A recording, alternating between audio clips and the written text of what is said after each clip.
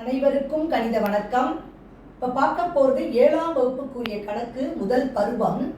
அதில் பயிற்சி 2-3 கொள்குறி வகை வினாக்கள்ல 8வது கணக்கை இப்போ பார்க்க போகிறோம்.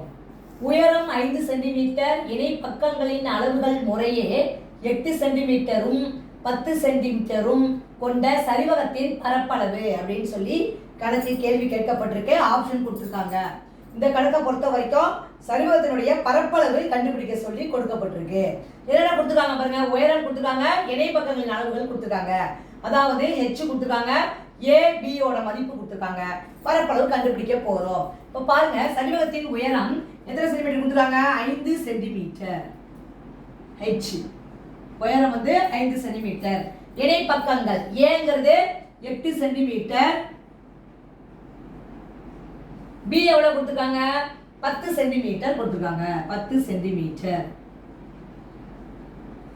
இப்ப அறிவகத்தினுடைய பரப்பளவு கண்டுபிடிக்க போறோம். என்ன ஃபார்முலா? ½ × h × a + b சதுர அலகுகள். இப்ப பாருங்க, ½ அப்படியே போட்டுக்கிறேன். ½ × உயரம் எவ்வளவு? h எவ்வளவு? 5 × a ங்கிறது எவ்வளவு கொடுத்துருக்காங்க?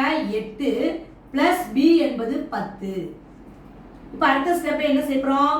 ½ × h எவ்வளவு? 5 × 8 10 கூட்டினால் 18.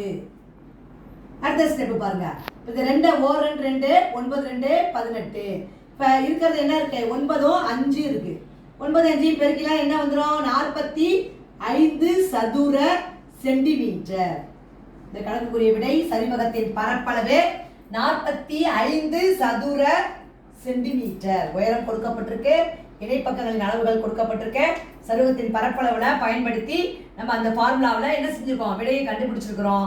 வரக்கூடிய விடை 45 சதுர சென்டிமீட்டர். புரிஞ்சுங்களா?